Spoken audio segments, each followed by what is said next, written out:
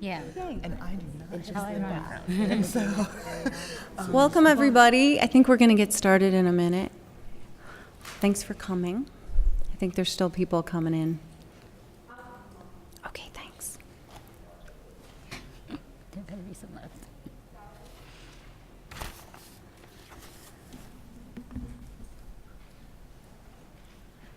Alrighty. Well, thanks everybody for coming tonight. This is our third event. It's called How the Internet and Social Media Impact Our Mental Health. My name is Sarah Majoris. I am a Farmington parent, a former Farmington public school teacher. I am a lifelong Farmington Hills resident, and I graduated from North Farmington in 1983 with that guy in the back row. And I also volunteer at Common Ground on the crisis line, so that's me. Tonight's community conversation is sponsored by the Farmington Suicide Prevention Task Force, as you can see. I'm really proud to be a part of this group. Our task force came together in 2010 after a rash of suicides occurred in our middle schools over the period of about 2 weeks. Those attempts, which were unrelated, inspired our city council members to form a task force which would educate and inform our community about suicide and its risk factors. This is our third community event, as I mentioned, and it's been a pleasure and an honor to get this kind of dialogue going in my hometown. When I was in high school back in the 80s, we did not have these kind of community conversations. Mental health issues, suicide, these topics were simply not discussed. The shame and stigma of mental health and suicide made conversations like these very difficult, and this is something we are working on, removing that shame and removing that stigma. Also back in the 1980s, we did not have social media. I communicated with my friends by calling them on their home phones, really. And if you're lucky, you got that phone with a super long cord, you could go in the other room. That was pretty awesome. Or we would write notes to each other during class, which we folded into fancy little letters and passed to each other in the hall between class. So were we better off then without the internet, Facebook, Twitter, texting? How have these things made life better for our kids? How have these things made life worse? We had thought of calling this event Facebook Friend or Foe, and this is what our pros on the panel will be talking to you about tonight. How the internet helps and how the internet hurts, and most importantly, how we can help our kids find that balance. To start the evening on a positive note, I'll share a couple of cool experiences I've had with the internet and social media. First of all, our group, the Suicide Prevention Task Force, has a Facebook page. So if any of you want to like that page, please do. We have 227 people following us. That's where we post information about our upcoming community events, resources for suicide risk, suicide prevention, inspiring articles, stuff like that. And when you if you look for it on Facebook, that's our logo right there. And secondly, last week I started working on the crisis chat line at Common Ground, which was pretty cool because it's kind of like calling the crisis line, but you don't have to talk to a person, you do it with instant messaging. So I kind of think that's an amazing use of the internet. And my friend Jen is here from Common Ground, and she'll talk to you more about that if you want to talk to her afterwards. Okay, so tonight there'll be some 3x5 cards if anybody has questions during the presentation. Jane in the back has some if anybody wants a 3x5 card. Pens, if any question arises, you can snag one of those. And on that note, I'd like to thank you again for joining us tonight. I'd like to thank the panelists for coming and sharing their expertise. And I'd like to introduce next Mr. Mark Ostash. He is also a proud member of our Farmington Suicide Prevention Task Force and a Farmington Public School product. So without further ado, here's Mark. Thanks so much, Sarah, and thanks everybody for coming. As Sarah just mentioned, I am a proud alumni of the Farmington School Systems, and it's great to see the community taking a proactive approach on creating the conversation on something that's so important, which is suicide prevention. I'm going to switch PowerPoints for a moment.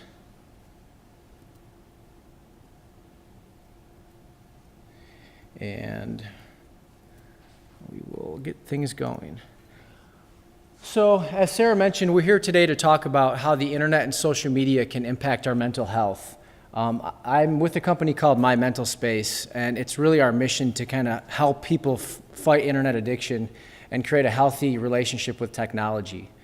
My background is in psychology and neuroscience, and I later went on to school to study technology, and have kind of merged the two disciplines to figure out how we can balance technology use to create a healthier workplace, household, and school environment.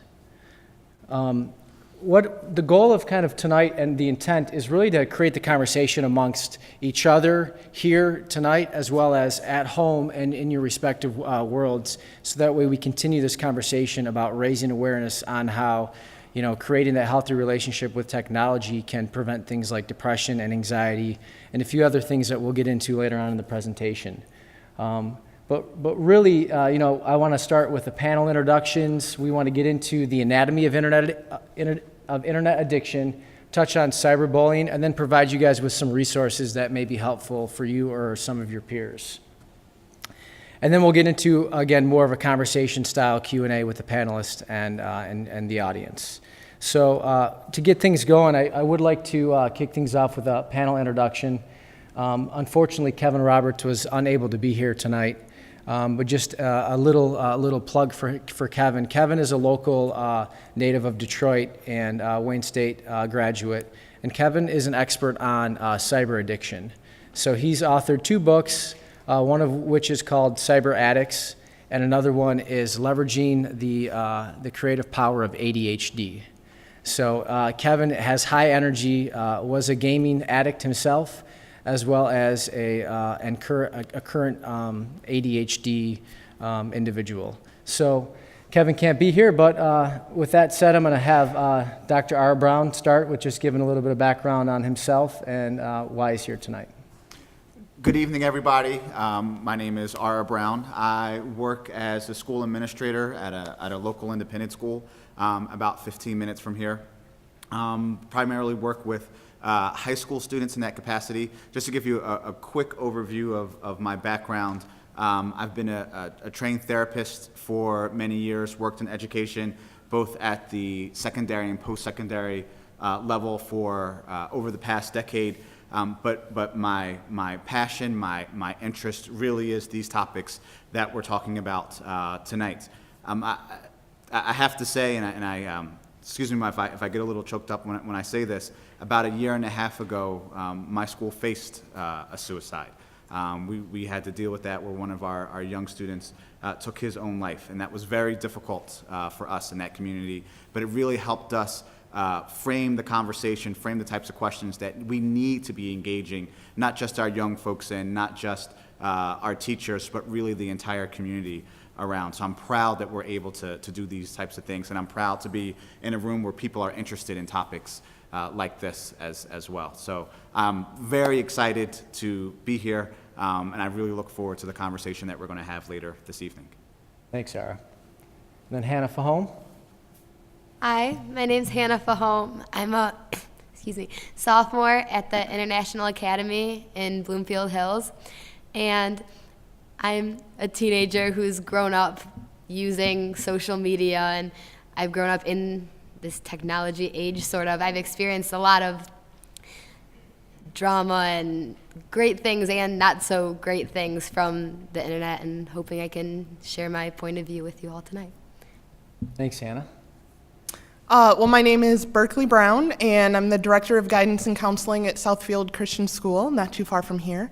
I guess more specifically, I'm here because at SCS we launched an iPad initiative in the high school about a year ago. And so every high school student, every faculty member, et cetera, in the high school has an iPad and is expected to use it. And so as I've been in dialogue for a while with Mark about some of the results of that, and very positive things and some not as life-affirming things, as I like to frame it. And so part of my role here tonight is just to talk about some of what I've seen and how my role specifically as the counselor there has grown and expanded as a result of introducing this particular type of technology into our school.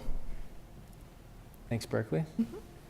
My name is Roxanne Christensen, and I am a second-year doctoral student at the Michigan School of Professional Psychology. I'm here today in part to talk about the effects of cyberbullying as experienced for myself as an adult and a professional, and the ways to manage, reach out, grow, change, and heal from those effects. Awesome. So just a round of applause for our panelists. Thank you, guys. We look forward to engaging in more of a dialogue after a brief presentation here. So I'm going to take probably the next 10 minutes or so just to talk to you guys about the anatomy of internet addiction and how it's impacting our youth particularly, but everyone in general, for those that are attached to their smartphones or constantly plugged into news feeds or just feeling like they can't get away from the web. But I really want to kick things off with taking a closer look at why we should talk about this topic and the importance of creating that conversation, even if it's just a one-on-one dialogue, just how far that conversation can go in changing some of the life decisions of our youth or even some of your friends. So that said, I want to take us all the way back to the 1940s and look at the history of how cigarettes kind of came to the consumer marketplace. Back in the 40s, you had ads of doctors recommending, which brand of cigarettes to smoke. And you had people smoking cigarettes in the workplace. Some of you may have remembered that or had parents that took part in those activities. You had scientists and educators promoting certain brands of cigarettes. And it was the cool thing to do. And if you weren't a smoker, then you were kind of the black sheep, if you will. And you even had babies recommending which brand of cigarettes to their mothers. So you even just see kind of the way that the consumers were being, influenced by the media before the internet was around. So I really want us to take a look at some of the reoccurring themes that we see in just the socialism and the community on how certain things that we're all plugged into or all connected to might not necessarily have the best benefits for us in the long run. Another example that I'd like to go to is just the evolution of the automobile. I'm going to prompt a question, and feel free to raise your hand if you have a response or a guess. But can somebody tell me the difference of the car on the bottom from the cars on the top? Ken? Say that again? Okay. Okay. Ken's guess was Body by Fisher, GM's on the top, Ford. Unfortunately, Ken, that is wrong. Yes.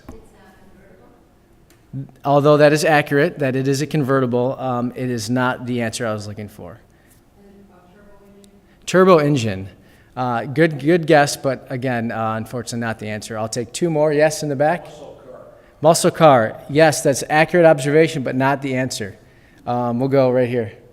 I look at it as an advertising aspect, the streamline of the car, the glare on the cars. Okay. Yes, but unfortunately not the correct answer. Without further ado, the answer is seatbelts. So until 1968, the federal government mandated that all new cars included seatbelts. So you had a whole generation and decades of consumers that were purchasing cars and driving cars that had no awareness of their safety. So can you see a reoccurring theme that's going on here? So I use those two examples as just how important it is to talk about it, to have that conversation, and that's the goal of the Farmington Suicide Prevention Task Force, is to have the conversation. So this is going to be my well, now everybody's wearing seatbelts, it appears. That's so cute. Okay. So I guess I pose the question, will internet addiction be the next lesson learned for society? Will we look back in 30 years and say, wow, do you imagine when we let our 10-year-olds have smartphones? Or, it was okay to take your iPad to bed? Or it was okay to wake up and the first thing you did was hop online and check your email accounts? And that's really what we're proposing, is that, if you don't start looking at creating a healthy relationship with technology, there's some repercussions that you'll suffer. So let's take a closer look at what internet addiction is. For probably the last 6 or 7 years, there's been a lot of talk in the scientific community that it's just a form of obsessive compulsive disorder. It shouldn't be treated as its own separate diagnosis. You've had people call things like, problematic internet addiction, techno-brain burnout, crackberry are some slang terms used for, your bad relationships with digital devices, screen fatigue, and the list can go on and on. Well, this is a pretty significant milestone for internet addiction, but just the other week, the Diagnostic and Statistical Manual for Mental Health Disorders, which is how all the clinical community diagnoses and treats mental health conditions, just acknowledge internet use disorder as kind of being next on the table to put some structure around and actually honor that as a diagnosis.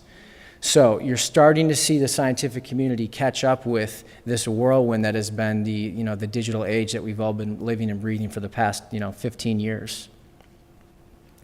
Some signs and symptoms of internet addiction: fatigue, anxiety, moodiness, disconnectedness, loss of other interests and hobbies, use of gaming to improve your mood, and deception to your peers about your usage. I was looking at this list today when I was prepping for this, and I remembered in our Suicide Prevention Task Force committee meetings this magnet that we've passed out and we've had printed out. And I started to look at some of the signs and symptoms of warning signs of depression and potential suicide. And you see feelings of sad or loneliness, excessive frustration or irritability, changes in sleeping patterns, feeling of helplessness or hopelessness. And you start to see that there's some overlapping feelings and signs and symptoms with internet addiction. So I really want to make that point that although tonight's topic isn't just about suicide, it's about some of the behaviors that we can engage in that lead to depression, loneliness, sleepless nights, digital drama, as Hannah mentioned a moment ago. So be on the lookout, in your respective worlds for people that are constantly plugged in that might be exhibiting some of these symptoms. Ken had forwarded me an article just this week as we were preparing for the event tonight, and the headline was "Cell Phone Use Linked to Depression in Teens." And they talk about just the amount of connectedness that teens have and taking their cell phones to bed and just constantly being plugged in. I had an opportunity 2 years ago to work with Cranbrook on, they have an annual conference, and their topic was social media. And they had all of their ninth graders were required to read a book called Feed. And Feed was written by an author that talked to this topic. What's your feed? How long are you connected for? And here, I listened to a panel of 9th and 10th graders say that they were connected for 12 hours a day, 16 hours a day, 17 hours a day. And I thought, you got to be kidding me. Like, when are you sleeping? When are you studying? When are you interacting at the dinner table with your family? When are you going outside to, exercise? So teens today and our youth today are really faced with a whole different predicament and set of problems than we've had in the past. So again, you'll start to notice and become a little bit more aware of some of these headlines coming from the media outlets. So let's just take a look at why this is happening. Over the last 50 years, there's been an increase of 300% of the amount of information that we've been exposed to on a daily basis. So whether that's the digital billboards that are flashing when you're driving by in your car, or the fact that you are now multitasking on your computer with your Facebook open and your email getting pinged and your phone ringing and your other phone texting, and before you know it, you are in la la land and you don't even know what to do next. So there's tons of stimuli competing for our attention, and our brains are really struggling to parse to figure out priority and what to do. Two awesome books if you're interested in this topic. One of them is Eye Disorder, written by Dr. Larry Rosen. He's a psychologist out of California who has written several books on this topic and really just does a great job at bringing together a lot of the relevant research and sharing with the general kind of reader on one, ways to prevent it, and two, things you should know about. And then the other book here is The Shallows, written by Nicholas Carr, and that talks to more the evolution of reading and writing and how the brain has adapted to be able to consume all this information. One of the things I like to share about Nicholas's book is what he refers to as hyperskimming. So how many of you guys have a Kindle or are now reading your newspapers online? Just a show of hands. Okay. So Nicholas shows through research that measures your retinal movement. It's kind of like an eye tracker. And they looked at how reading on a screen changes your eye movement. And what they show is that they call it hyperskimming or reading in the letter F. So you start at the top, you kind of read the headline or the main kind of statement of the article. You then scroll down to the middle, kind of gloss over, and then you scroll down to the very bottom. And if you're lucky, you haven't yet hyperclicked on something in the middle of the article that grabbed your attention that might have taken you to a whole different story. And before you know it, you were reading about the debates last night, and now you're buying shoes on, Macy's. And it's that kind of, that hyperskimming and that, that constant, maybe not shoes at Macy's, but maybe, sports shoes at, Dick's Sports Goods. Yeah. But the point is that your eyes are trying to compete with a lot of the stimuli that is appearing on the screen, and that can really overwhelm the brain. So what's happening is that you're starting to see what we like to refer to as techno-brain burnout. And techno-brain burnout is literally when the neural pathways in your brain have been continuously firing and firing and firing due to all the stimuli, and over time you feel fatigued, you feel tired, maybe even a little bit anxious, and at times depressed. So these are real things that are occurring in your brain and your body that we're not yet tying back to, it's because I've been, writing a paper for the last 8 hours, or, I have a desk job at work and they don't restrict the internet, so I surf all day, and next thing you know, I'm feeling completely fatigued when I head home from my commute. So this is something to really kind of start to pay attention to. One of the best ways to articulate this is through a story. A good friend and mentor of mine used to be a paramedic in the 1970s. And him and his partner on duty were working, the late shift, and they didn't have as much activity as somebody, working in downtown Detroit, let's say. So these two paramedics were oftentimes found themselves with a lot of downtime. So whether they're, playing cards or taking a cat nap or grabbing some food, needless to say, they had some time on their hands. Well, there was this policy that if you didn't pick up the phone on the first ring, that you would lose your job. So could you imagine if you were in the John, in the bathroom, and the phone rang, or you were, out maybe, just looking at the stars, and that phone rang, what your body would do? You would run to the phone and jump at it, to save your job and potentially, not risk losing, your reputation. So I share that story because the chemical cascade of endorphins and adrenaline that goes through your body when that phone call rings is the same thing, a very similar thing that's happening with every buzz in your pocket, with every time you get an inbox message, with every time you are stopped at a red light and you go down to check your text to see who texted you. So you're constantly engaging your brain in this fight or flight mode. And you're starting to see more and more people that are feeling fatigued and burnt out and wondering why these symptoms of stress and anxiety are coming out of nowhere. How many of you guys have felt the phantom phone buzz where you've... Yes, okay. It happened to me just the other day. Yeah, it's the craziest thing. Your phone buzz, and you either think, my leg is vibrating, or here's my phone, and then next thing you know, it's plugged in, charging in your bedroom. So you're starting to see that your body is playing trick. Your mind is playing tricks on you. So this is just one symptom that when we present on this topic, there's at least half the audience is raising their hands. Kind of moving forward a little bit, just to kind of get in the world of a teenager. And again, this doesn't just apply to our youth, but they're more susceptible to it because of the world that they've grown up in. But, we often talk about distractions in life with kids and work and, just all the stuff that life brings at you. So often we can get distracted by, things like Facebook or missing a call from work or getting a text or daily news feeds or, even a traumatic experience that can be very distracting. But one thing that's often not talked about is the internal distractions that occur. And I'll use the two examples, one being texting and the other Facebook. But let's say that you're driving and you get a text.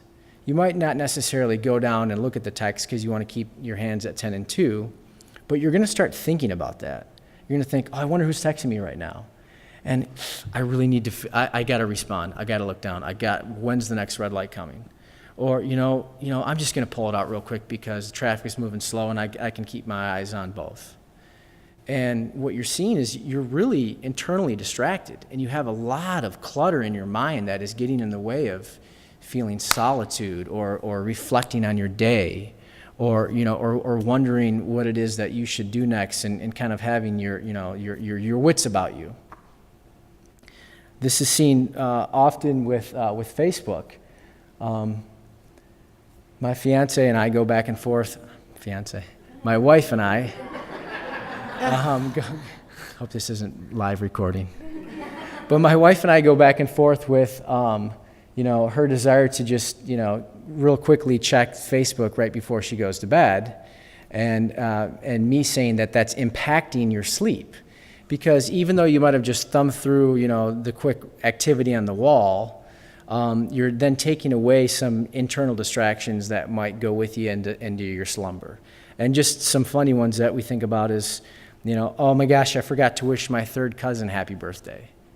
It's like you go, 15 years seeing your third cousin maybe once or twice, and now it's a thought obligation.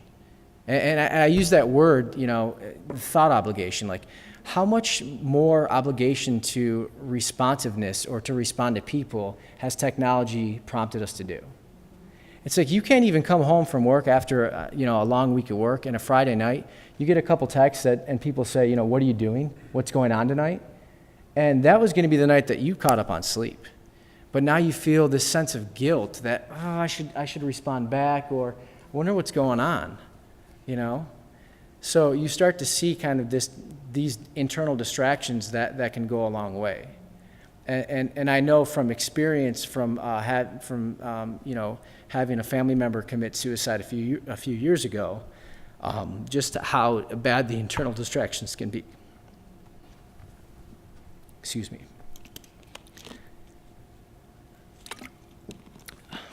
So, Facebook being one of the biggest distractions that we all can relate to, I read an interesting statistic that showed that the average Facebook user in 2010 spent 4 hours a month on Facebook. And I'm kind of phrasing the question, what happens if our Facebook usage continues to double? Is it safe to say that Facebook will become a part-time job for some of us? Is it literally like a way of living now? I was just talking to Sarah's husband in the hallway here, and we were just talking about how much information you can get from Facebook and Twitter, and how Berkeley's a good friend, and sometimes I'll go a few months where I don't see Berkeley, but then when we connect, instead of saying, "Hey, how have you been doing?" I say, "Hey, it looks like you had a great trip. Sorry to hear about your friend who passed away, and you got a new dog. Fantastic." Now that's good because I'm plugged into Berkeley's life. But where's the connection? Where's the excitement of like what is new? How are you? So Facebook it can be great because it can connect grandparents with their grandkids if they live halfway across the world. And it can be a great form of attention, but it can also be take away from living and from, just being grounded and reflecting on what's important. Facebook stress is something that we've kind of coined. It's a feeling of unexplainable stress, worry, and mood swings resulting from the desire to constantly check Facebook for no apparent reason at all.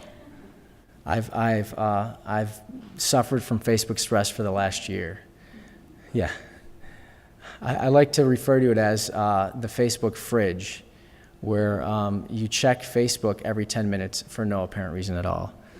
Just like some of us may check our fridge at home, as if there's going to be a pizza that got delivered to the back door that's awaiting us right before we go to bed. Symptoms of Facebook stress. The first thing you do when you wake up in the morning is check it. The last thing you do when you go to bed is connect with it. I read an article that 35% of men and 35% of women and 68% of men admit to checking Facebook from the bathroom. The more Facebook friends you have, the lonelier you can feel. Maybe you can't stop looking at your ex-lover's Facebook profile. There was an article that showed that 2/3 of lawyers interviewed in 2010 had reported that 2/3 of their divorcees were indicating that Facebook had a result of their reason to get divorced. So whether that been reconnecting with an old flame or, just some conspiracy that was a result of communication via Facebook. And then you feel worried when you haven't checked Facebook for over 24 hours. Can any of you guys relate to the Facebook stress or feelings of, yes, Berkeley can? Yes. Well, and just to hop in, one of the things that has happened to me personally recently is some of my colleagues with whom I am Facebook friends have made positive comments about things I write. And I found myself this morning, for example, feeling the pressure to come up with a good status for the sake of all the people who would look at it. And I had to stop myself and say, what are you doing? This is not a performance venue, I mean, this isn't, so yes, I feel Facebook stress on occasion. What about you, Hannah, with regards to just the digital drama you spoke of? How does Facebook influence that? Yeah, absolutely. I think with the just need to check it all the time, I feel that a lot with when I have a really big homework assignment and I sit down and I'm typing it on my laptop and I say, okay, no Facebook, just sit down, type your thing, it's okay. I'll get halfway through it and get stumped on something, and I could just think through it, but I decided, oh, you know what? I know Lexi's really good at this kind of thing. I'll go on Facebook and ask her a question. Sure. And I'll go on and ask her a question, and then, I have a couple notifications. I'll just check those quickly and get back to it. And then next thing I know, it's a half an hour later, and I haven't really progressed at all. And one of the biggest things for me, it's a huge resource, but my grade, we have a Facebook page called IA Class of 2015 Homework Help. And so all the kids are on it, and we post about homework things and questions on what was that assignment or what were we supposed to do. And it's excellent because if I forgot to write something down, I can go check it. But it's also sometimes my excuse for checking it. I'll say, I'm going to go on because I have to ask a question about this. And I go on, and then next thing comes up, and I'm way behind. And I definitely feel that a lot. Just even when I'm working on an assignment, just that nagging thing in the back of my head saying, how many likes did you get on that picture? Who commented on that one? So, yeah. Yeah, no, and it's weird. You mentioned likes, but oftentimes, it's how easy is it to click once and like something, right? As compared to picking up the phone and saying, hey, listen, I saw that you just had a baby. That's awesome. Or hey, let's go grab a cup of coffee. I want to celebrate your promotion. But instead, it's just, you just keep on this continuous, it's almost like an obligation, right? That you just got to keep up with. I don't know, Ara or Roxanne, if you guys can relate to Facebook stress on a personal level or with students.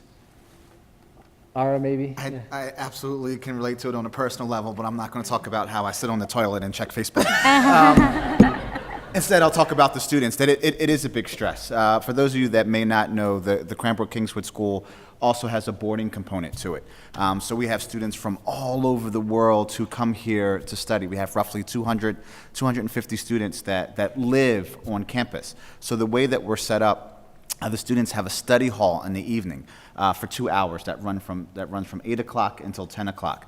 Now, there's no way in the world for the kids to really get their work done between 2 hours, but we want to make sure that there's time set aside for them to do that. And I would say the number one distraction that we find during the study hall period is Facebook. So some of the things that we've tried to do is to put filters in place, right? So the kids won't be able to check Facebook during certain times of the day. People are not in their heads thinking, way to go, that's a great idea.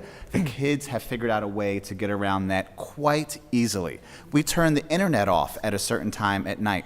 The kids have figured out how to get around that quite easily, not to necessarily do gaming, not necessarily to look at videos on YouTube. The primary reason they do that is to check Facebook. Now, I'm going to put a quick little plug in for something called My Mental Space. It's something that goes into your computer through your internet browser that'll allow you to block certain websites. We encouraged our students to use this particular product, and it has been extremely helpful with them stopping every urge they get, using the excuse, I'm just getting some homework help, to go on to Facebook. And those students that have used that really cut down on their Facebook usage. So it's been great for us, but by no means are 100% of our kids using it. So we're still trying to work with them to, there's a time and place for everything. It's okay to try to sit down and study for 2 hours without feeling that need to go right back to Facebook and check in on your friends. Sure. I am a I am a closet likeaholic on Facebook. I like everything that's on people's Facebooks, and I'm learning to admit it and work with it. But it's so interesting how we can be so multifaceted and multidimensionally connected and still become so disconnected from each other.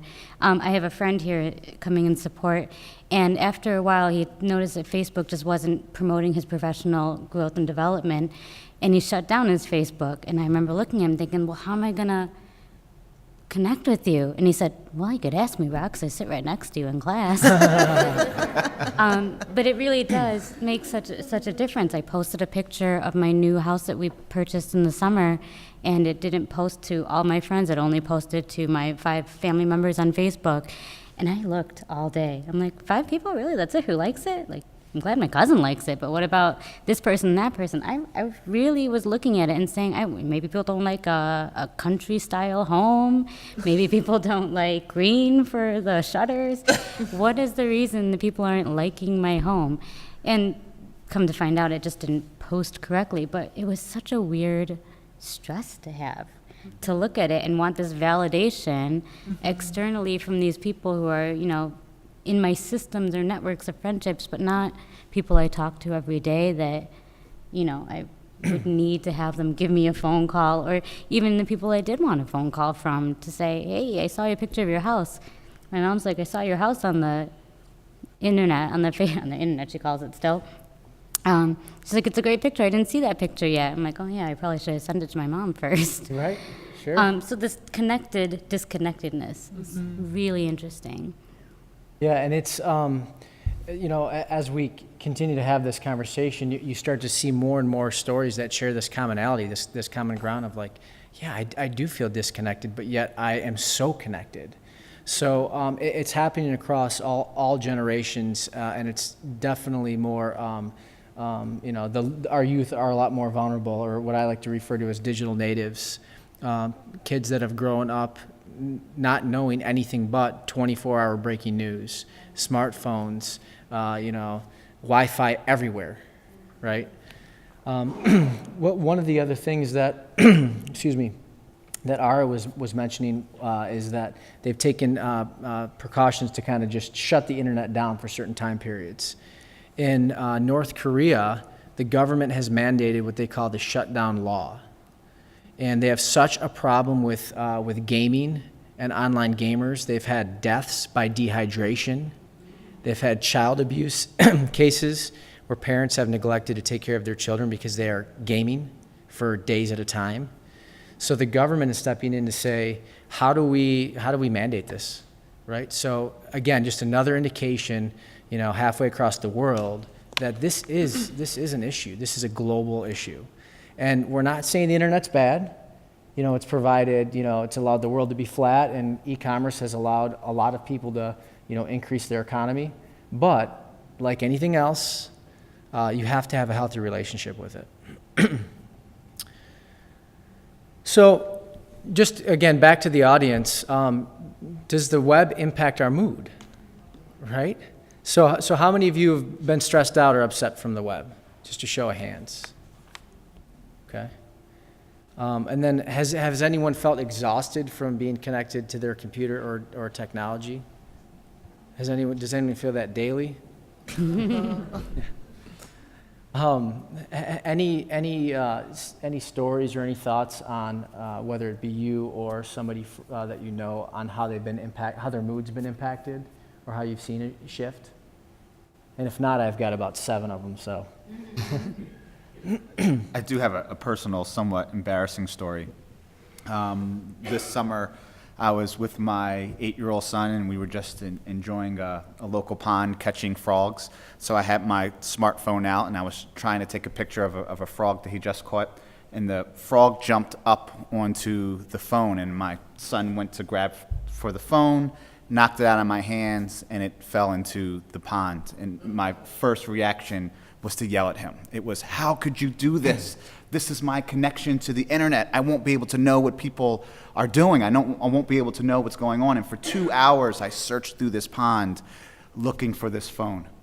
And I had to take a step back and realize in that moment how silly it was, that I was missing one of these quintessential moments with my son, and instead I was going through a pond looking for a phone that I could easily have replaced.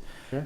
And that's one of these moments when I realized that it's this connectedness, that here's my son right next to me, and what was more important in that moment was to search for this phone. The quick ending to that story is that I put some boots on my son, and in 3 seconds he found the phone in the pond. I should have did that first. But it was this sense of urgency to do that when I was really missing out on one of the important pieces in life. And that's kind of that raw moment, that connectedness. And it's really hard for our brains to stay connected in the moment, whether that be with a significant other or with a child. When you're trying to engage, when you're trying to make the eye contact, when you're trying to show the physical touch, if you're at the beck and call of your phone vibrating every 2 minutes, you're not going to retain the information. You're not going to capture that moment. Oftentimes, around our house, we try to go without phones on a Sunday. And that prompts, my wife and I to shut our phones off. But immediately she says, well, I got to have my phone on because what happens if something happens to my parents? And it's like, okay, well, it's just Sunday. Your parents are in good health right now. Yeah, but what happens, if they get in a car accident? And okay, well, that's kind of, out of nowhere. And what happens if my dad dies?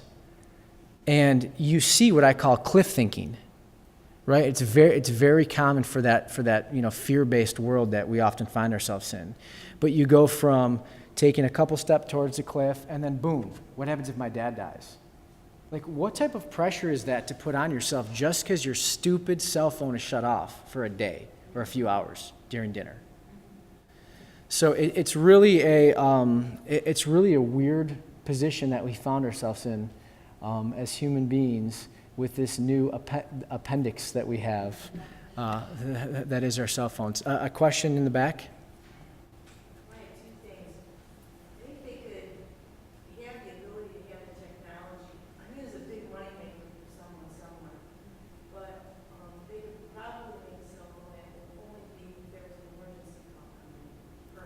Sure. Secondly,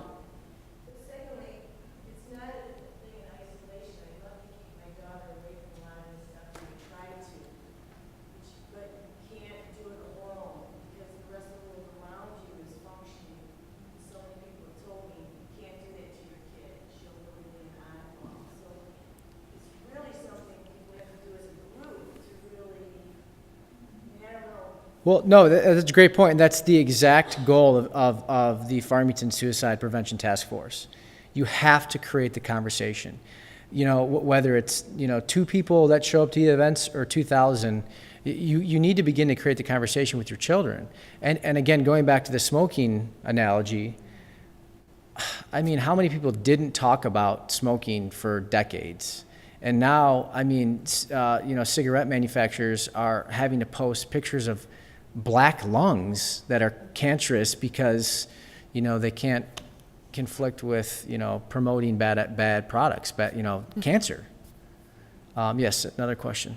I've been told that there's an application out there where if you want the phone to shut down on your son or daughter while they're driving, once you exceed 10 miles per hour, that phone shuts off. Now, it's supposed to be a free app. I've heard about it, but I haven't researched it, but I've been told it's out there. Sure. There's actually, Toyota has looked at putting a piece of hardware in their dashboard that does just that.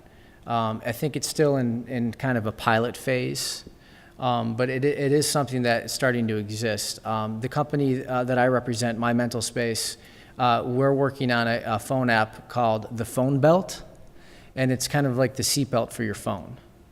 So again, it's a little bit more promoting of self-awareness, so you have to engage it. You click the button once, and your phone clicks like a bell. And the only thing that phone does is allows you to still receive and make calls. So it disenables texting and the internet, which are really the 2 bigger distractions on the road. Would you mind mentioning about maybe an increase in texting and driving, or some of the different city laws around texting, or accidents that you've seen as a result of distractions from the phone? We've seen a lot of it. It's actually very hard to enforce. Texting law is good for educational purposes, but police officers really have difficult Sure. because if you see them, they just say, I was on a telephone. You can't seize the telephone. You can't take it from them, so it's really difficult. It's usually, in all honesty, usually there's a serious accident or fatality or something where we have to do a search warrant for it to show at an exact time someone was, texting or on the phone. They need like a radar gun to capture timestamp of the text. Sure. We did have an accident the last week where a 17-year-old didn't texting and being distracted with an accident. Wow.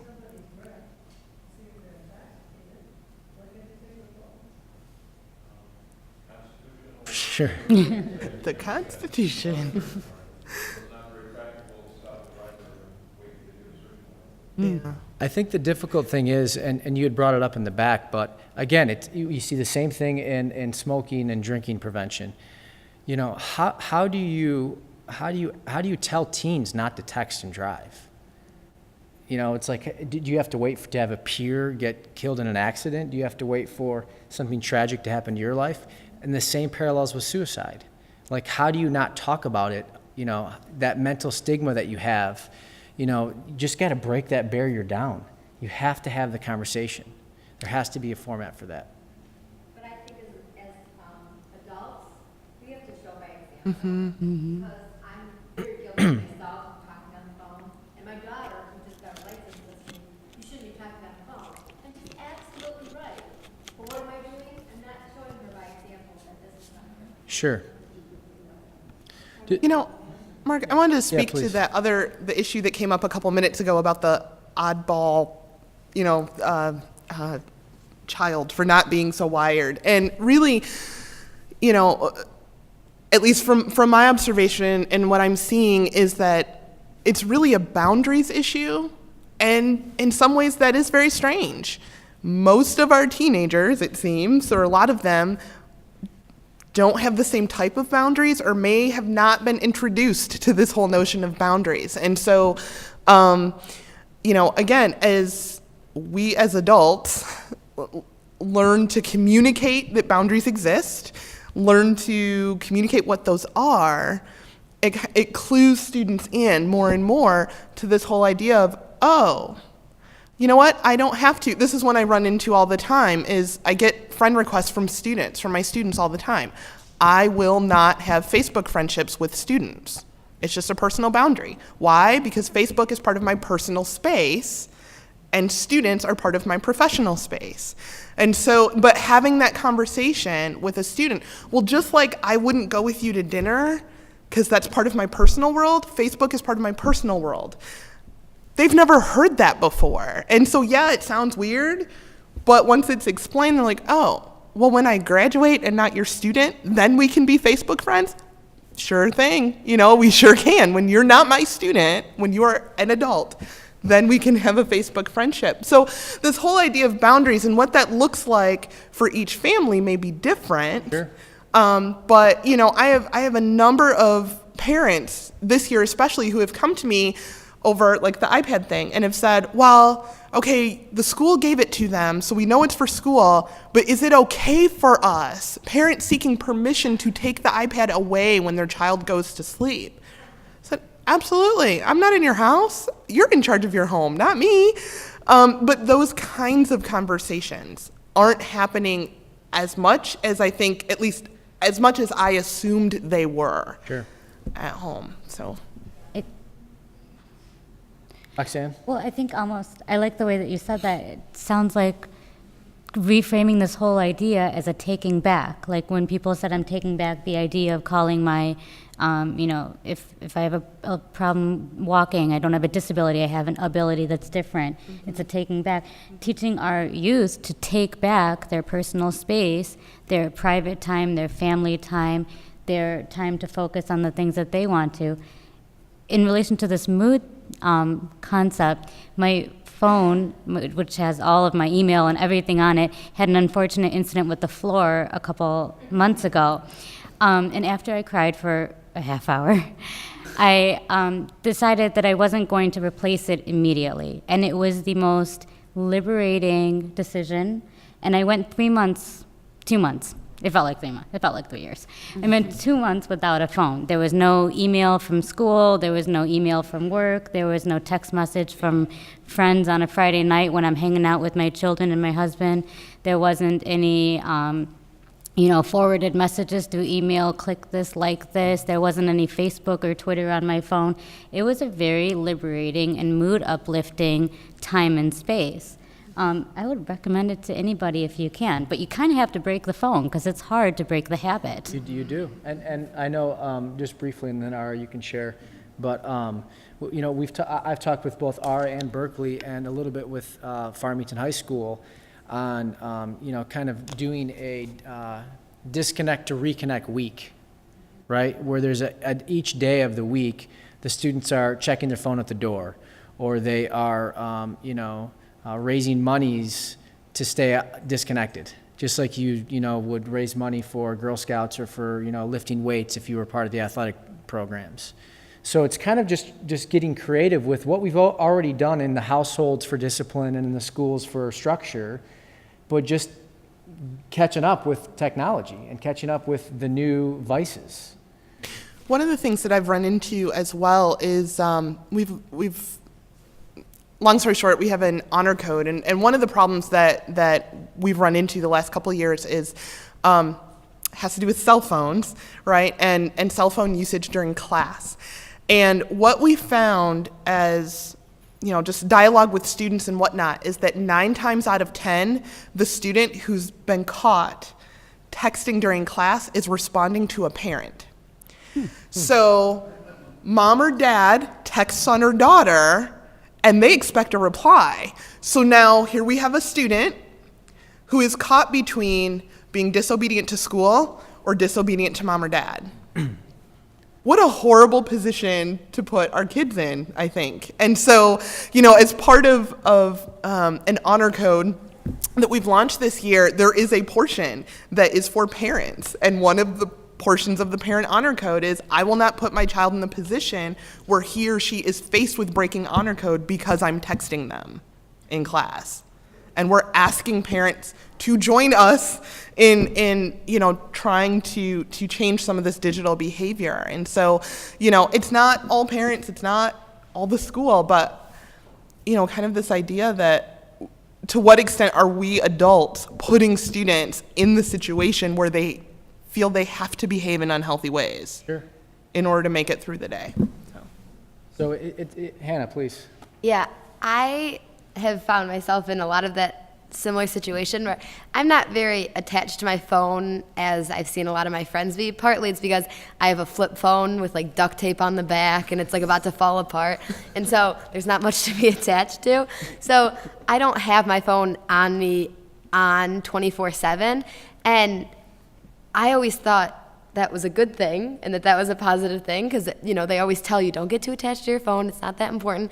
But then I find myself, I'll come back to my phone like 10 minutes later and I'll check it and there'll be text messages, one like, hey, what's up? Where are you? Like, hello, why aren't you responding to me? Are you ignoring me? And then my parents like, why don't you have your phone on you? I'm trying to get a hold of you. Because like I'm busy. I dance 10.5 hours a week, different times every day. And so my mom will be like, I'm coming to pick you up. Did you hear me? Like, I'm coming to pick you up. Why aren't you responding? And so I find myself, although I'm disconnected from some of the distractions, also some of the times you actually need to be gotten a hold of, and I think I'm kind of sort of still trying to find a balance between the two. Yeah. You start to see a lot of people with that cliff thinking, right? Like the parents, oh my gosh, I can't get a hold of my child. What happened about the other prior 200 years of, you know, your kids going to school and, you know, it's like, come on. I mean, like, but you got to take a step back for a minute and you got to say, okay, this is a common behavior that you're seeing across all demographics, which means that is a physiological response from your nervous system to your conditioned environment. Okay, so now take that kind of amplified, you know, obligation and kind of on your toes, you know, always, you know, have to be engaged. And now pair it with a mental health issue, right? Now pair it with, you know, seasonal depression, right? So how do you navigate through this difficult world with this newfound, you know, again, obligation, and it's a really interesting dynamic. Ara, were you going to share something? I was going to mention I don't want to call it a telethon, but the no technology-a-thon. I mean, that's something that we've approached a lot at Cranbrook. We've talked about digital citizenship at our school, but I would completely agree that this sense of urgency that exists now when you receive a text message or a Facebook post. At times, you know, remember when we used to leave voicemail messages and it was okay to return that voicemail message 24 hours later, sometimes 2 days later. Someone writes you a letter, you didn't sit down right away and write that person back. You sat down, you digested it, you got back to them, you know, the next day or a few days later. But with text messages, with Facebook posts, people do expect for you to get back to them instantaneously. And I do think it's possible to detox, to retrain yourself to not respond in that way. It is a physiological response, but just like we trained ourselves to respond in that way, we can retrain ourselves to not react, to not respond as soon as we hear that ding from our email or our text message. Sure. Hannah? Yeah, I think also as a youth today, we're constantly hearing the whole, your generation, like blah, blah, blah, you guys aren't as educated as we were, you're not as well spoken, you're not communicating with people as well. And I think what you're saying is kind of part of that, where if someone sends me something and I'm expected to respond within 30 seconds, within 5 minutes, whatever, I don't have the time to sit down and write out a well thought out letter with an introduction, a conclusion, thesis statement, whatever. I don't have time for that. And sit down and try to write a long thing, then in the time I've taken to write that, they'll send me 3 other things in between, making sure I got the first one. And so I think that urgency, need to jump on it and respond as quickly as we can, we do lose a lot of the real communication. And I think also we need to remember that more words and more messages doesn't mean more communication. And it doesn't mean we're getting across our message any better. We're just saying more things. Yeah, I totally agree. Yeah, question from the audience? I find that even using text messages or Facebook, sometimes your feelings aren't there. It's a lot of words that you can't really project what a person's really trying to say. So I get kind of lost in it. Yes. I didn't know I didn't really mean that, you know, and you sometimes can't explain it. Yes. And you may never be able to explain it until you pick up the phone and go, well, that wasn't what I was really trying to say. Yeah. But it comes across like that, just words and no feelings and no emotion. And part of that is just our, again, this conditioned response to be robotic in how we're, getting things done, right? Going through email, going through text, going through these responses. I'll just share a brief personal story from my mom, who's in the audience. She started texting about 2 years ago and hasn't stopped since. And, I get texts just like everyone else, and I'm driving home, and it's really rainy out. And it was one of those, it was just not too long ago, feeling stressed from work, just kind of feeling like I'm paying attention. And I'm at a red light, go down, look to read my text, and it said, Grandma B died. That was all the text said. I thought, Grandma B died? Like, is this right? And sure enough, it was. And the point of the story is that just a year ago, my mom would have called me and said, do you have a minute? I would have said yes. I would have peeked. I would have listened to the tone of her voice. And then she would have said, well, you know how Grandma B's been sick? And I would have said, yes, go on. And then I would have been equipped to receive this information, and she would have said, she passed. Then I would have said, oh, she did. But instead, I got karate chopped in the face with, a three-word text while I'm driving home. And it's not to take away from my grandma or my mom, because she's highly emotional, but it's to say that it doesn't matter. It is just another. So, hope I don't get in trouble. She's taking your phone away. Oh, yeah, you are. We're going to take a couple more questions. Yes. Well, I think this is very good, bringing out a lot of areas of concern. And in all the things that I've heard, we have developed a hyper society. Through the internet and through text messaging and through Facebook. And that is being shown up in what's happening today, the anger, the rage, and you could just explode this. And I'd like to know, you, Mark, and through the piano, and I believe that the boundaries and personal communication is becoming lesser and lesser because of this, which means we're not learning how to communicate with each other. And so, what are we doing to bring, let's say, having a night program of parents and their children together to help them to really understand the consequences that could take place from texting and Facebook and the lack of interaction and making everything an emergency priority. And how are we dealing in the school system with these emotional traumas that take place? And some of them have a lot to do with what has become acceptable. Like when you mentioned about the camels and you brought it to today, you were showing a pattern, Sure. actually. And this is a pattern too.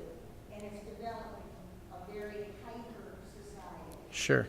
So I appreciate it. So resources, policy changes, any thoughts?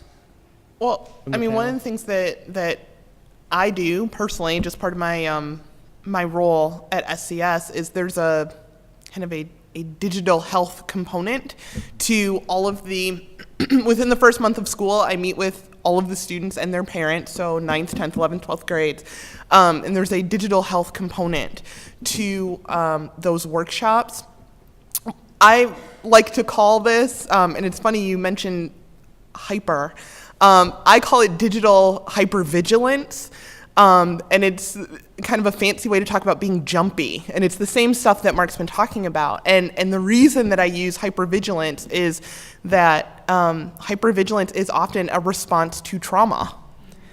And so, we've got, whether it's us or whether it's students who in some way have been impacted negatively by either not responding to a text right away or something that's happened on Facebook or Instagram, et cetera. And so this jumpiness has been the result. And so that's just one of the things, again, is education, encouraging I encourage all of my parents to do things like have a digital media check-in at night before your kids go to bed. That includes cell phone, iPad, computer. You know, I personally encourage them that the only type of, I don't even know if I would call it technological, but electronic device in a room, maybe a stereo if they need music to go to sleep, not even a TV. And that's unheard of in the millennium. And yet, you know, because what I'm finding is more and more of my students are coming in with, for example, ADHD diagnoses, and then I talk that may have come from outside, and then I talk to the student, and I find that, well, no, they're drinking 3 Monsters a night so they can stay up all night, whether it's gaming or just texting with friends, and mom and dad have no clue. They go to bed at 10 and then wake up at 2 when everybody else in the house is asleep. It's like, well, no wonder they can't pay attention and they're falling asleep and they're bouncing off the walls at 8. They're on 3 Monsters and no sleep, you know? So that's just the educational piece of the puzzle has been really helpful in my context. And the other thing is, like I said, I didn't realize that as a person of authority in a school that parents were looking to me to give them permission to set those kinds of boundaries about technology. It never would have occurred to me until I had parents asking me, is it okay for us to take this away from our kid at night? Of course. You know? Does that have anything to do with when you look at the computer era, digital era, parents weren't born and raised with the digital era. So a lot of parents probably aren't in their comfort zone to deal with it. So when you say they come to you, Yeah. they're coming to you because they don't know. Yeah. And I'm assuming that that's a huge disconnect. The other thing this has done is, over the last 30 or 40 years, we've seen a huge disconnect from our society with the family structure. So how can we give parents the tools to help rebuild that family structure in relationship to the digital era? Because this is having a dramatic impact on what we know as the family. And I think that's a good point, because again, you know, the structure is so important. Structure, you know, and that support, if you don't have that, can lead to depression, can lead to anxiety, and unfortunately can lead to suicide. So we've known for a long time that support and friendships and those types of groups are a staple to a healthy, wealthy life. Just to kind of summarize your original question is, you know, there has been an effort, and even the three of us have collectively started to work on some grants regarding educational awareness to both the parents, the school advisors, the school officials, and the students, to provide them with educational curriculum, DVDs, workshops, training materials that we can really, you know, be on the edge of this education, this information. And we would love to get this going in Oakland County and in the Farmington area. Yes. As the president of mental health case manager, there used to be a time if I got a phone call from a consumer, a client, and they said they were feeling homicidal or suicidal, I could respond. Now, as a former police officer myself, what would happen today if I got a text message saying the same thing? Would I call law enforcement and they'll respond to that? That's the question I'd like to put there in the show. Sure. Just Yes. nodding. Okay. Yeah. Okay. Yeah. Please. I Please. was like, yes, I'd Yes. like to know this. On the ground with the crisis chat, text messaging, we do active interventions all the time. It's really common for us to do active intervention work with the police department, track by the activity address, track by the phone, if we don't know their name, we can at least pinpoint the location and get ready to put them out. So there are ways. So And we want to take it seriously, but we want to make sure. Sure. And just another thing to kind of support that, the question is that as somebody who's helping to treat people with mental health conditions, whether you're in law enforcement or in the mental health industry, how do you respond to a text of a suicidal threat or thought? Facebook, and you probably don't know this, has free psychologists that you can chat with if you're feeling suicidal or if you're feeling upset. I don't know how you navigate on their page to get there, but you're seeing that this hegemonic power of, social media, the Ford Motor Company of the digital millennial, is aware that this is a problem. It's not the headlines, but they're aware. So, I'm going to use this as an opportunity. We've got a few more minutes, and I want to make sure we get to a few more points, and then we're going to bring Ken up. I do see two people that have had their hands in their up for a while, so I'll go with you first. I guess I'm amazed at so many parents and people who are not parents. Who parents, responsibility, don't call themselves parents much anymore, is that they're so afraid to make a decision. And I wonder, how did they get to be grown up, get married, and learn to cook and clean and go to work and bring a paycheck home? And the simple thing they can't figure out. I think that most of us get invitations to Facebook. I get that, and I'm looking at the name and thinking, I don't know that gentleman, or didn't get my name. Sure. So maybe a week later, I realized, oh, I met him through something, something, something. And it was an organization, and other people are involved in this Facebook thing. And then, oh, maybe one year, I'll get something from some woman I met. And actually, Right. There's not a lot of social interaction with Facebook. when I talk to my children, I invite them to live from one coast to the other. And they say, Mom, you're on Facebook. And I said, why? Why do I need to Facebook? Well, you see, you put it on, and then if you're something for the family, and I said, no, I just type out a letter and put to so-and-so and so-and-so, send. Right. I know it used to be very important. I do think it was extremely important for the children. Kids will smoke on the way to school, for example, Sure. or something like that. They get to school, they know they can't. There's no problem. If they're drinking beer, before they go to school, It's not a good thing. Yeah. That's Sure. another host of issues. that it can't be that the school district does, because they certainly have internet, to say there will be no telephones or Facebook. I think you. Sure. Right. I think you bring up a good point, and again, you see this from a lot of the members in the community in this conversation that we've created tonight that a lot of us maybe didn't know we were going to have. So you start to see that this is a real thing that we're faced with. This is a real thing that we need to talk about in households, schools, and the alike.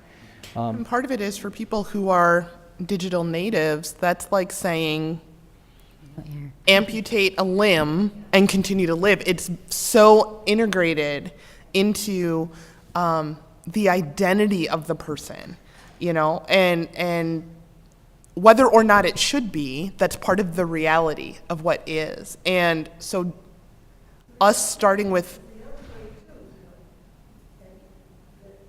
parents have to realize as a school realize there is a, if you say your child was a violinist or a pianist, and during that time that they're in school, they go off to somebody that parents may be spending a lot of money with. Their child, they will say, none of what I was asking me. It's very possible. It just takes guts. Something for the school people to realize they are sharing a lot of money. Let's shift gears here for a moment in the last few minutes and just talk about a few ways that we can disconnect, right? A few resources that we have. So these are just, again, some traditional things that we may know and do, but is foreign to our students. So go outside for some fresh air. Stretch and exercise. Take a hot bath, right? Meditate. Write down the things that you're grateful for. Laugh out loud. All of these things that literally people don't do as much anymore. This is a fun game that you can play with your friends or family members. The next time you're out to eat at a restaurant, somebody suggests that you put all the phones in the center of the restaurant on the table. And the game's called the Phone Stack Challenge. and you put all, have you played it? Okay. So you put all your phones in the middle of the table, and then throughout the course of the meal, if you go to reach to grab your phone because you need to see who calls or you need to check in with Facebook, you're responsible for the bill. So you're incentivizing people to make sure that you're not, I don't want to flip a $60 bill for burgers and fries for all my peers. Did anybody grab their phone when you played the game? Yes. Was it you? No. Okay. Okay, right. And did that person have to pay for the bill? Wow. Well, where did you guys hear that?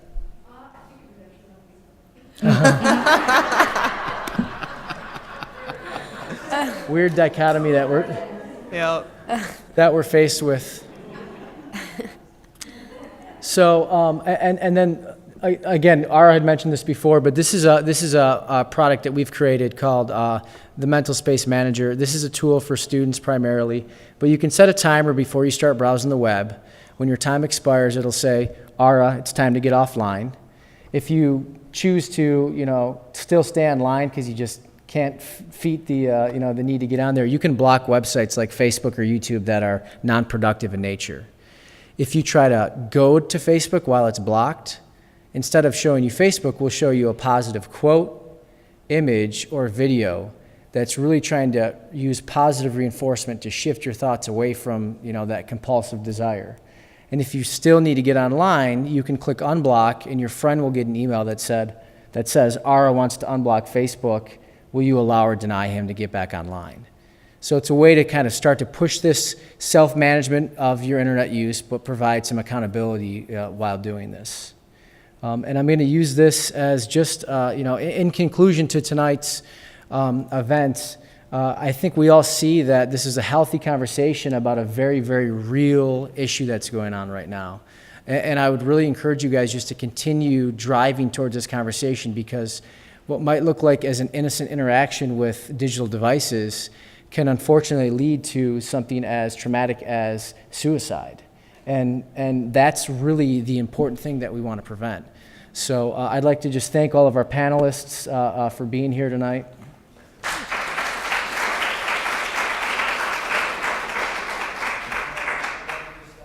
Dr. Ken Macy.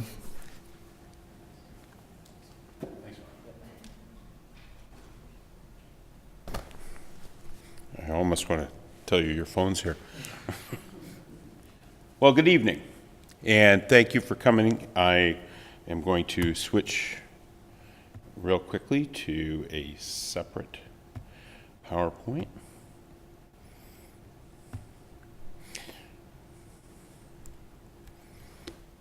And I want to thank you for coming here.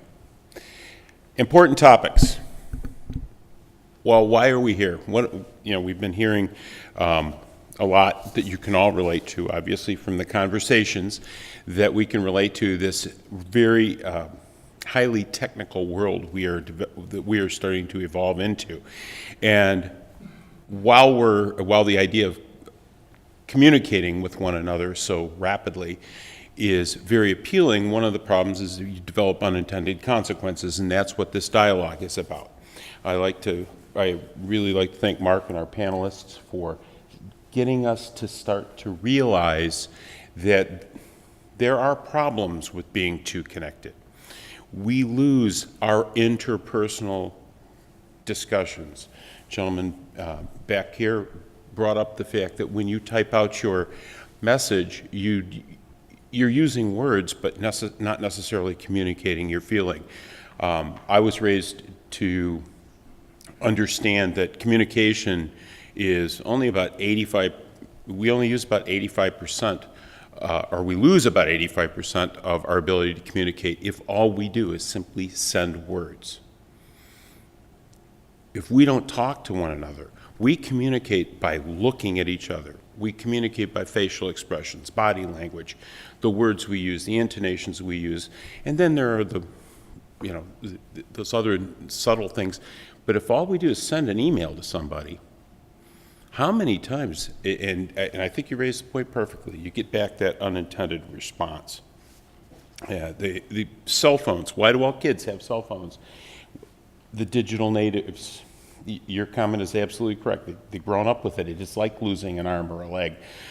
But the fact of the matter is, we all started out by saying we're going to give, I wasn't going to get a cell phone until I absolutely had to have one for work. And, well, then you want to put one in the car because what happens if you break down? I want to make sure my spouse has one. Well, do the kids need them? I grew up in that age where you had to go tell mom where you were going to go. If you didn't get home at 9:30, when you said you were going to be home at 9:30, you're in trouble. They knew who to call. Everybody in the neighborhood knew how to get a hold of my folks, unfortunately. But then we started, do we want to give kids cell phones? Well, what if there's an emergency? It all started out with good intentions, but we don't disconnect. And I just remember this kind of being a corollary to the television set my father used to use. Oh, you sit in front of that, it's going to rot your brain. Well, now we have all of these other things. What we've done here tonight is touch on the internet, how it affects our mood, how it affects our neurophysiology. My colleague who was one of the founders of this, who is a neuropsychologist, I'm sure we could bring him up here and have him give us a lecture on a lot of the neuromodulatory effects of these types of things. But we're not here just to get all the answers in an hour and a half. What we're here for is as a part of a community conversation to initiate the dialogue so that you can walk out of here and have something to talk about, maybe other than the weather or the political silly season that we're in.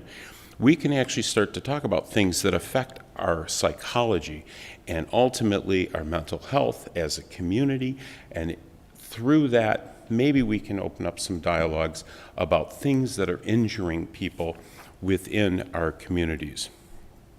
That's where this task force comes in.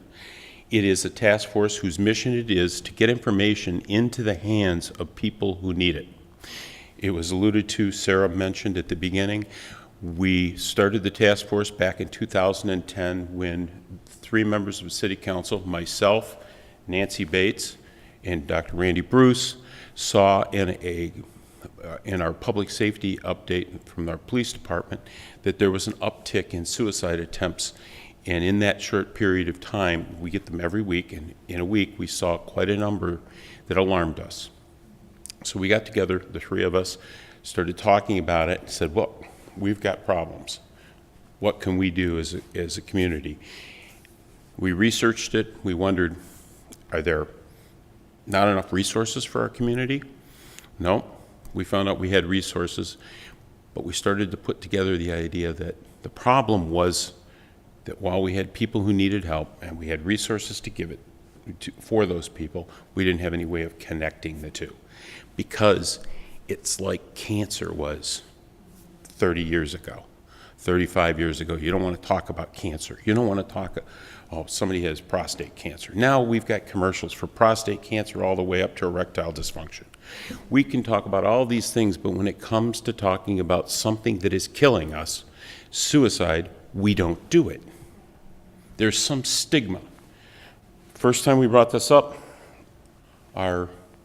we invited the schools as we've started to form the task force. We put out the word. We had 26 community members who showed up. We have liaisons to our public safety departments, both in the city of Farmington and the city of Farmington Hills. We now have liaisons with the school district, but initially there was a little bit of resistance there because this is such a sensitive topic to them.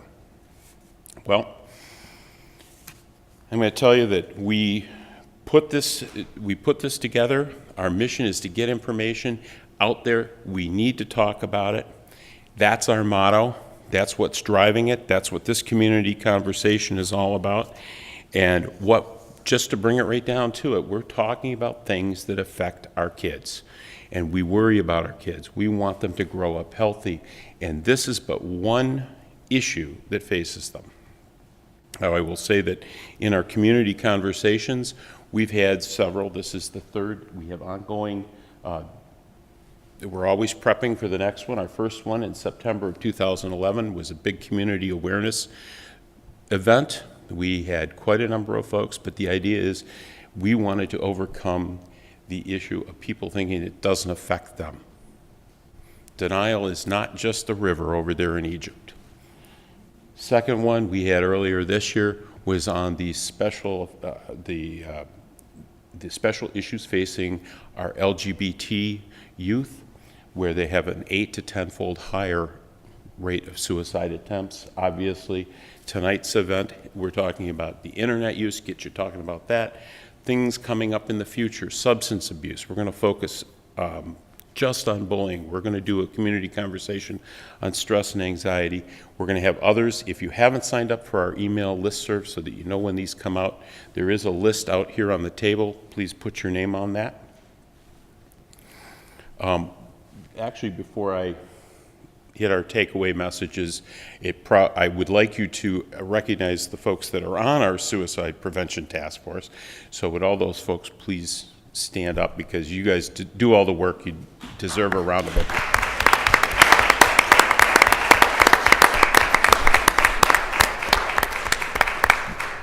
And these people are all volunteers in this community. They come from all different places in the community, and this is not something that they get paid to do. They do it because they're passionate about it. And I just, I respect the fact that our volunteers have come out and to do that. So what message should you walk out of here with today? You're all going to take away your message, but I would like to think that you take away the message that there are topics that we need to deal with in order to ensure the public's, the safety, the mental health of our young people, and ultimately that will translate into the mental health of our entire community, because we are a community who cares. We can do something. We have to do something. Why? Well, this is killing people. That's what this comes down to.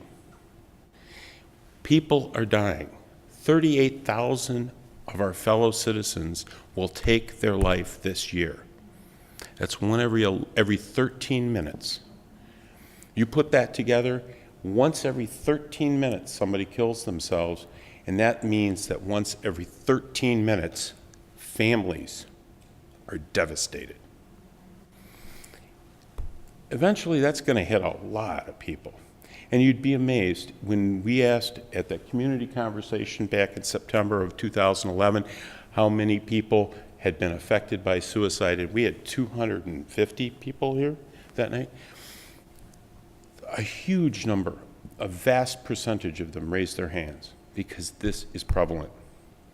We're a community who cares. We can do something. We can if we deal with it. But in order to make a difference, you have to know there's an issue. Well, there is an issue. If 38,000 people are killing themselves, and it hits every community. Just a week ago Sunday, there was a walk called the Out of the Darkness Walk. That's put on by the American Federation for Suicide Prevention, and there are lots of local walks. Just the one here that was held at Kensington Park had over 550 walkers, and they were walking for somebody. So we have to know that there's an issue. That's what this dialogue is about. We're talking about it. We have to have information. What information do you need to know? What causes mental illness? How can we help it? Who do we reach out to? There are resources out here on the tables, and that's what our mission statement is all about. That's what we're trying to get to you. We have to know what to look for.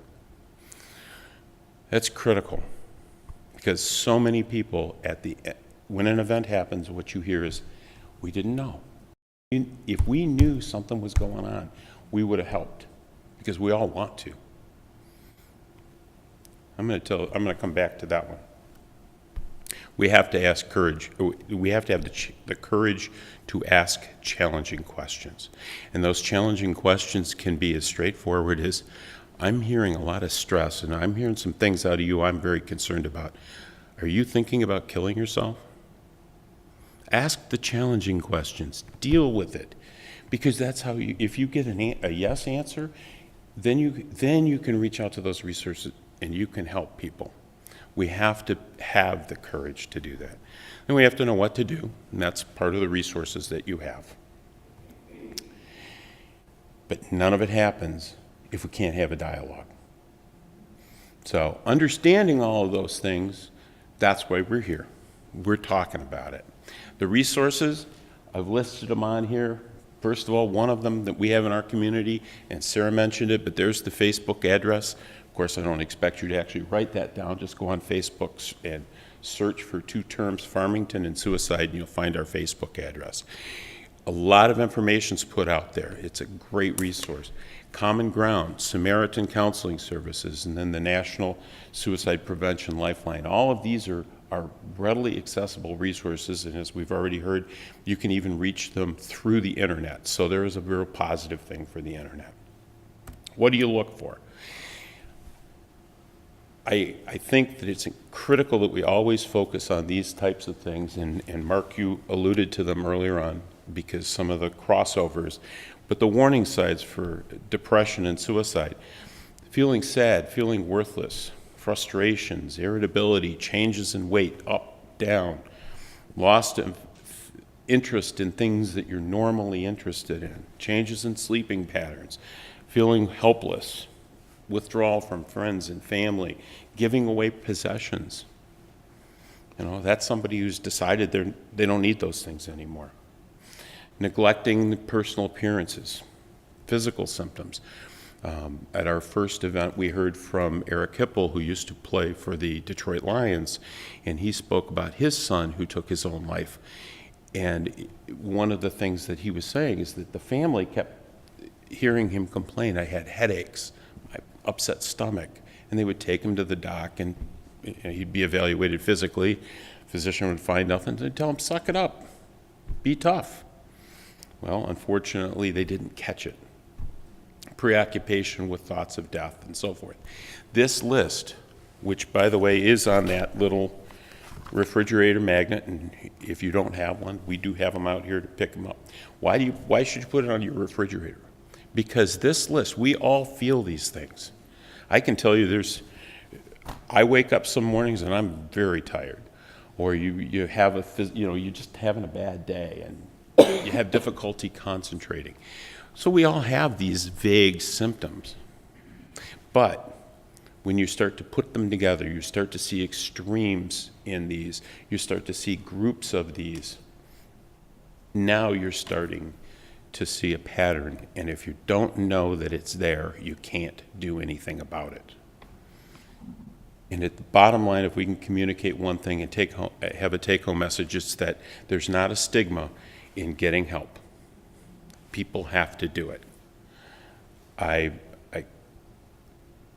can't reinforce that enough. And people have to understand that this is a problem. If you realize it and you can deal with it, you can make a difference. You can reach out to people. And I have to tell you, all those people who are here that know me and know our family know that we suffered a tragedy. When my stepson Graham took his own life in 2011, we fell into the same boat. We were in denial. We didn't know. We didn't see the symptoms. You can make a difference, but it's understanding those symptomatology and then getting involved and having the courage to talk. So our supporters for putting this on are the Farmington Area Suicide Prevention Task Force, City of Farmington Hills, the Farmington Public Schools are involved. We have a number of supporters. They are listed within your program. Just know that it's a community who cares, and they came together, and we're going to continue to do these. We can't put money into them from the city, so our funding source is in order to make something positive to come out of a bad situation was to put together a memorial fund, and the donations to Graham's Memorial Fund, which can be made through the Huntington Bank, or if you feel so inclined, we do have a little donation box over here. I would invite you to do that, but that's how we fund the work that goes on here. But we are going to make a difference. We appreciate you being here tonight and taking the time out, and help us get the word out. Let's talk about it. Thank you very much.